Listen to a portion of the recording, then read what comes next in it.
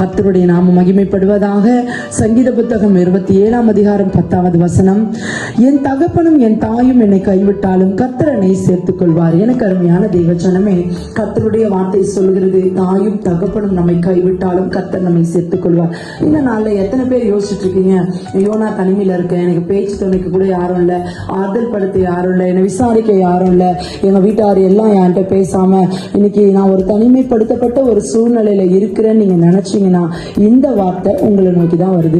கர்த்தர் இந்த நாள்ல உங்களோடு பேசி கொண்டிருக்கிறார். இந்த உலகத்துல யார் உங்களை வெறுத்தாலும், யார் தள்ளினாலும், யார் கைவிட்டாலும் கர்த்தர் உங்களை ஒரு நாளும் தள்ள மாட்டார். அவர் தன்னிடமாய் உங்களை சேர்த்துக் கொள்வார். பாவத்துல இருக்கும் பொழுது நம்மளை தேடி வந்து நம்மளை சேர்த்து அணைத்து கொண்ட தேவன் நம்முடைய திரு ரத்தத்தினால கழுவி நம்மளை சேர்த்து கொண்டார்னா, இந்த நாள் அவருடைய பிள்ளைகளா இருக்கும் பொழுது நம்ம ஒரு சில காரியங்கள் சில விஷயங்களை தவறி இருக்கும் பொழுது நம்ம அவரை விட்டுட்டு தள்ளி வந்த பொழுதும் அவர் நிச்சயமாய் நம்மளை வந்து சேர்ந்து கொள்ள அவர் போதுமானவராய் இருக்கிறார். இன்னைக்கு சோர்ந்து போகாதீங்க.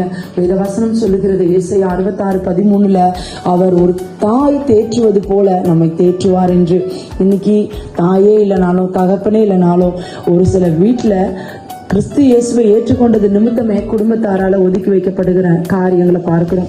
இன்னைக்கு கூட பிறந்தவங்க மறந்துருக்கலாம், தாய் தகப்ப மறந்துருக்கலாம், உங்க ஃப்ரெண்ட்ஸ் உங்களை மறந்துருக்கலாம்.